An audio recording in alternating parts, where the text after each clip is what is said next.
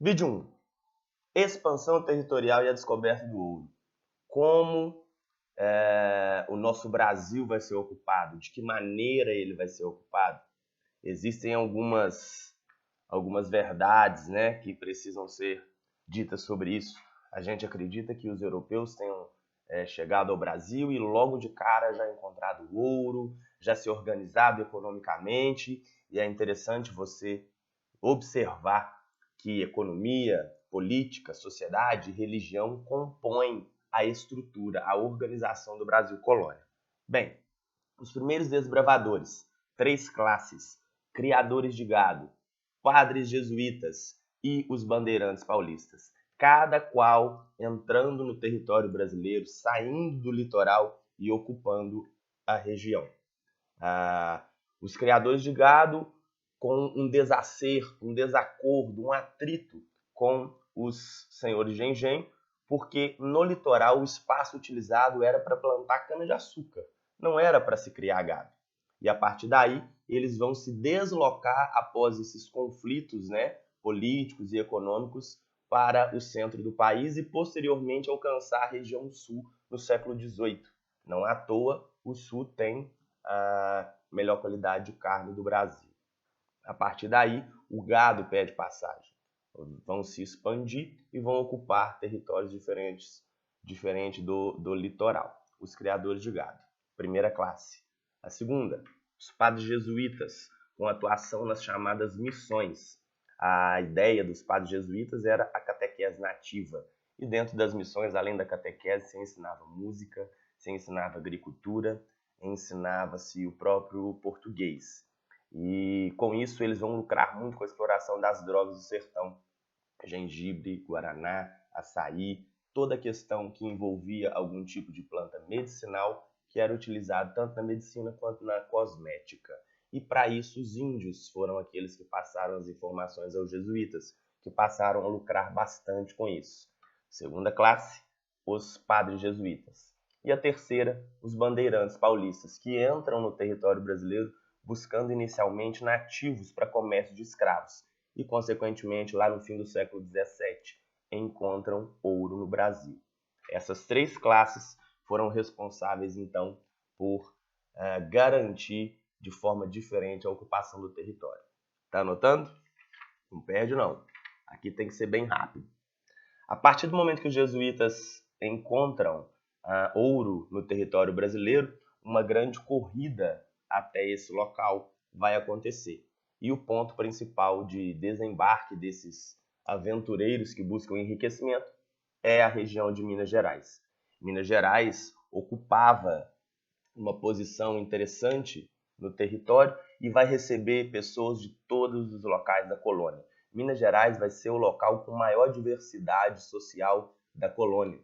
Várias pessoas vão migrar para essa região em busca da atividade aurífera. A aurífera é tudo referente ao ouro.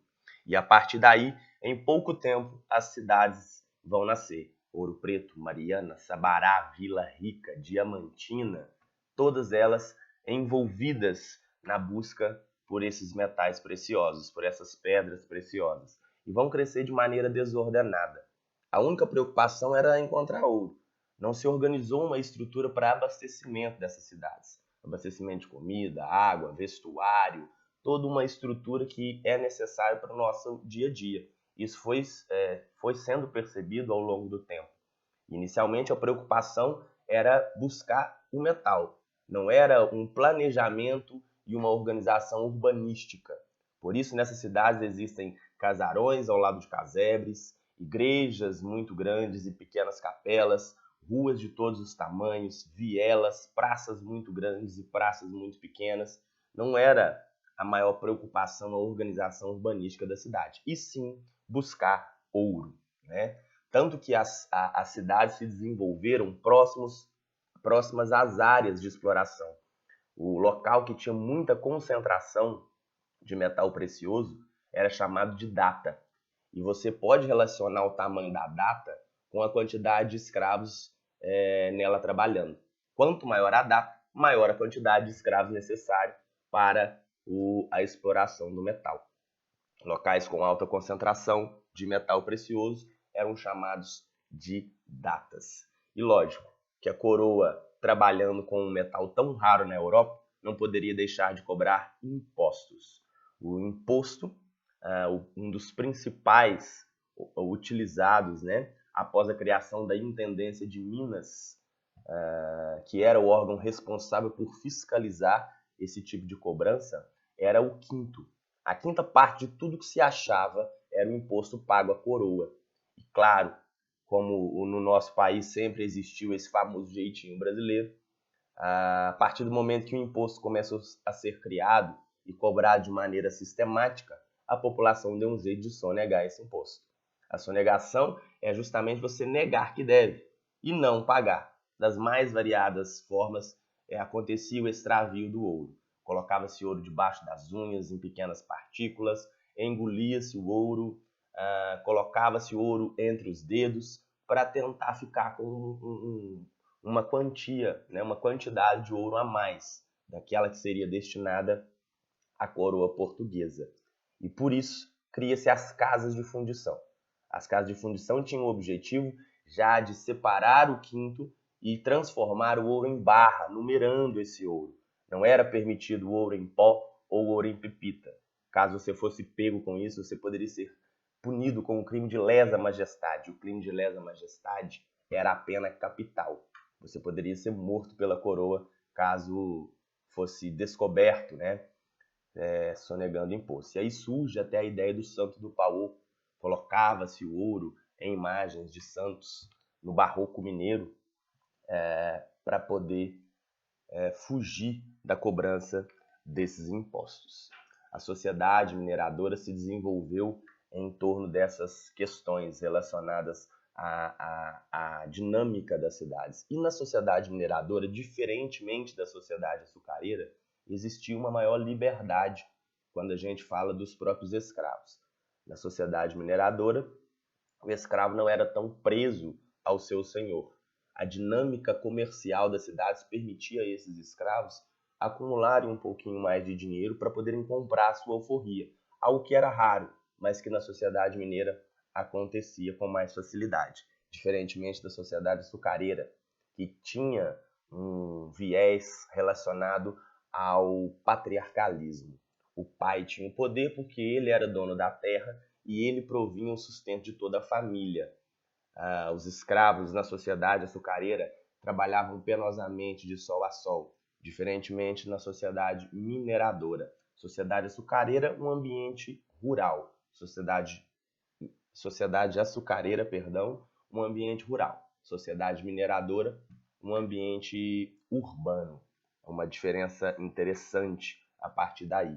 E a gente vai vendo a influência que a própria igreja na sociedade mineradora exercia sobre a sociedade, uma vez que várias igrejas foram construídas e a ideia do barroco mineiro chegou até o Brasil.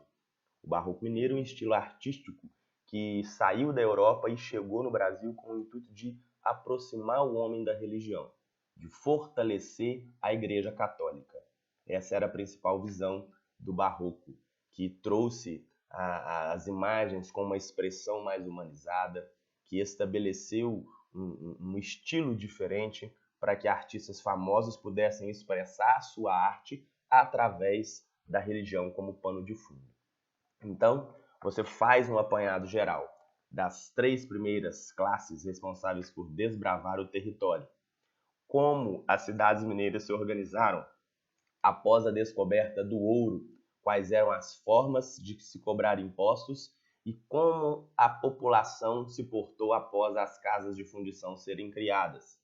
Você faz uma ideia da diferenciação entre a sociedade mineradora e sociedade açucareira e qual a influência do barroco nessa questão toda.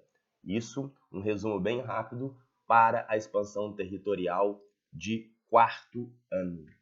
Se você vai mais a fundo e vai falar desse mesmo assunto em anos mais à frente, você vai ter alguns detalhes a mais nessa questão aí, ok?